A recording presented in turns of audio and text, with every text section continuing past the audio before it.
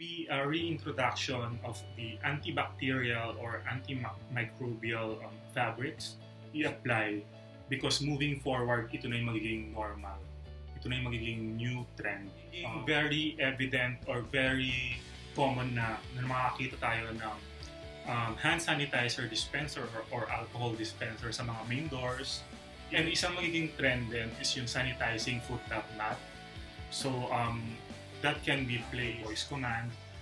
You'll just have a tablet or a mobile phone, and then lahat ng controls nandun na may hinaan mo. So I'll be discussing 5 changes that I think is very applicable or relevant to every Pinoy home.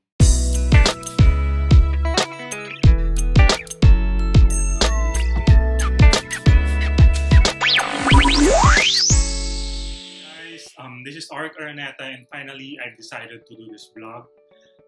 This is our first vlog, and for today we'll be discussing about the new normal in terms of interior design. So after this lockdown, after this pandemic, ang daming magiging changes or ang dami nang nagiging changes with the way we communicate, the way we socialize with each other. So hindi exemption doon yung mga bahay natin. So nararamdaman na natin yan with the way or how we will be commuting, yung mga transportation, sa mga healthcare, yung mga paano ba pumasok ng hospital, mga ganyan. So, even with commercial spaces, condominiums, public spaces, magkakaroon ng changes.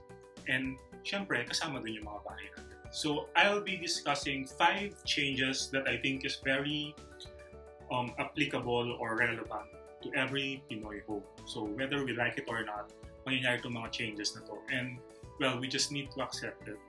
Kasi para naman din to sa health natin, para sa family natin, and para na rin hindi na maulit yung mga ganitong scenario na sa pagkalat ng virus. So, yeah. So, the first thing is the importance of a home office or a work from home area. So, it can be a vacant room in your house, or it can just be a spot na you think or you feel is a good spot for you to work. So, kung nagpapatayo ka pa lang or nagpapakonstruct, nagpapadesign ka pa lang ng bahay mo, so ito isa to sa mga essential or mga good considerations na pwede mong i-apply because moving forward, ito na yung magiging normal. Ito na yung magiging new trend. So this is not really a new idea in terms of interior design. This has been done a long time ago. So, ang dami na nagpapaganito. Pero ngayon, mas magiging essential siya or mas magiging trend siya. If you're living in a limited space and wala ka namang vacant room, so syempre, hanap ka lang ng good spot or good area na pwede mong gawin work area. So, hindi naman kailangan bago lahat ng gamit. So, we can recycle, we can upcycle, we can just buy the basic furniture that we need. So, ang mga basic lang naman dyan na kailangan is yung desk mo. So, for the desk, of course, the size of it will depend on what industry you're in. If let's say you are an architect, a designer, or an IT expert, and kailangan mo ng dual monitors, and ang dami mga accessories or mga paraphernalia sa table, so baka kailangan mo ng malaki-laking table or desk. But if let's say your job just requires you to have a laptop and for dun mo lahat gagawin ng mga emails mo and video conferencing mo, kailangan mo lang ng maliit na desk. So second would be an ergonomic chair. So when we say ergonomic, so this means it supports the human posture or the human spine. So if you're working for a long period of time, hindi ka nangangalay, nangangawit, or uncomfortable for you kasi yung chair mo is designed for that kind of task. So marami namang mga ganito na nabibili sa mga furniture shops. You just need to specify that it's an ergonomic chair na kailangan for your home office. And then of course, you'll be needing a task lamp and good lighting. So, syempre, yung consideration natin with your home office is maganda yung lighting niya and meron kang task lamp na nakafocus dun sa work area mo or dun sa laptop mo or yung sa mga ginagawa mo. Because if let's say you are an accountant and puro numbers, puro budgets yung ginagawa and then madilim, So nagkakamali ka na pala, di ba? So kailangan mas okay kung meron kang task lang. And let's say you are a graphic artist. Most of the graphic artists prefers to have a dim or medyo madilim yung work area nila kasi mas na-appreciate nila yung mga colors na ginagamit nila sa mga graphics nila. So it really depends. So kung may task light ka, pwedeng on-off na lang siya, and then syempre good lighting pa rin. Because remember, there's a certain lux level and lighting lumen na is very ideal for our eyesight, na dapat hindi mapagod yung mata natin pag nag-work tayo. So, hindi porket sobrang liwanag, maganda na yun sa mata natin. Kasi sometimes it can be glaring, it can make you dizzy, or yung sumasakit na yung ulo mo kasi sobra na yung light, or minsan naman sobrang hina naman yung light. So, kailangan natin ng good lighting for this area. And then of course, you need to have a good Wi-Fi connection. So, consideration mo is, if let's say yung Wi-Fi router mo is at the ground floor, and then you decided to have your home office at the 3rd floor, and then puro concrete walls pa, so baka mahina yung connection natin. So, mas okay yung consideration natin is malapit siya doon sa router. Kasi if you'll be attending a Zoom or a Zoom meeting or a video conferencing, and then napakahina ng signal, parang, diba, hindi siya comfortable or hindi siya really ideal for the work from home. So second would be home disinfecting and sanitation. So magiging very evident or very common na makakita tayo ng hand sanitizer dispenser or alcohol dispenser sa mga main doors, even with kitchens, toilets, mga dining areas, just to make sure na yung mga kamay natin or yung mga visitors natin is nagdi-disinfect ng mga kamay. And isang magiging trend din is yung sanitizing foot mat. So that can be placed sa main door natin. So yung gitna niya is puno yun na basa siya ng disinfecting agent. So just to make sure na every guest would wash their shoes, and coming in sa bahay natin, we are sure or we're at ease na hindi siya nagpapasok ng virus. And then yung regular improved disinfecting ng mga interior surfaces and furniture natin. So ngayon mas gagamit na tayo ng mga disinfecting formula para paglinis ng mga furniture natin and yung mga surfaces natin, like let's say with the kitchen counter or yung mga stainless steel, mga handrails, lahat yan i-disinfect natin yan. Mas madalas na ngayon. And then of course, with the air quality sa bahay natin, so yung mga air conditioning system natin, we need to make sure that they are cleaned regularly or maintained regularly. So ideally, quarterly, dapat nagpapalinis tayo ng air conditioning system natin. So we can make sure na yung mga air filters yan hindi nasisikan yung mga alikabok o yung mga virus, mga bacteria. So we're at ease na yung binubuga niyang hangin is malinis at hindi puno ng bacteria. And then, well, the choices of the materials that we use for our home. So applicable pa ba or ideal bang gumamit tayo ng area rug na carpet or yung mga shaggy carpet? Kasi hindi naman tayo mahilig mag-vacuum. And nagiging bahay siya ng mga alikabok, bacteria, especially during the rainy season. And then when it's damp or nagpasa siya, mas nagiging bahayan siya ng mold. So pag kulob yung mga rooms na may carpet, iba yung amoy niya and mas dumadami yung mga molds. Baka mas okay gumamit ng abaka area rug kasi yon pwedeng ipagpag, mas madaling linisin, low maintenance, rather than having an area rug na carpet or shaggy. And of course, the use of steel.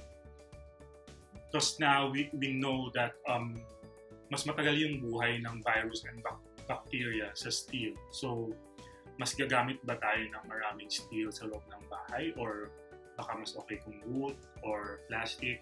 there will be a reintroduction of the antibacterial or antimicrobial fabrics. So this is being used in hospitals, and it will be introduced sa mga residential na.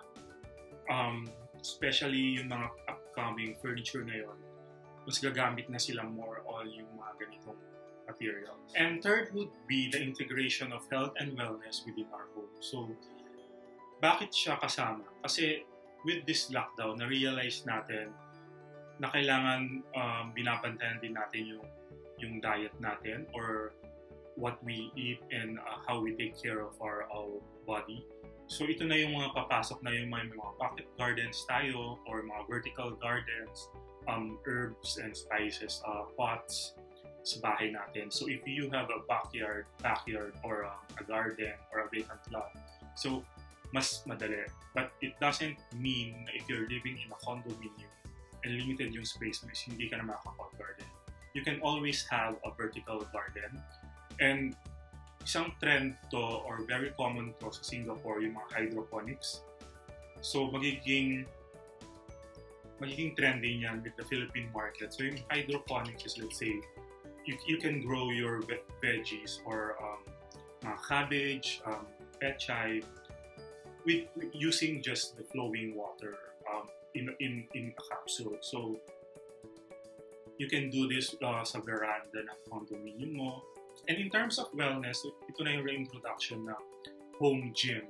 So same concept with the home office. If you have a vacant room, you can always have a home gym. And you can just buy several equipments para sa workout na kailangan. Or if you have limited space, you can always have one treadmill or a stationary bike. So hindi siya excuse na limited yung space mo. And pwede rin na magkaroon ng yoga area or just a yoga mat na area mo, so where you can do your yoga. And kasama rin dyan yung bicycle. So yung mga bikes natin, very common na siya. Makakita ka ng mga bicycles sa garage. And even for limited space, pwedeng nakahang siya sa wall. And if you need to use it, you can just grab it and ride on it. And then fourth is physical distancing. So how does this apply to the interiors of our home? So mag-apply ito sa mga condominiums, sa guardhouses, sa reception area, sa elevator lobby. So with elevator, so if you can imagine before, kahit siksikan hanggat hindi tumutunog, pwede natin gamitin yung elevator. But now, there will be rules house rules na 2 to 4 persons lang allowed sa elevator. So good luck kung sa 45th floor ka pa. And even with deliveries, so let's say nagpa-deliver ka ng pizza, hanggang saan lang ba siya pwedeng i-accept? Sa reception or sa guardhouse or papapuntahin ba nila hanggang sa bahay mo?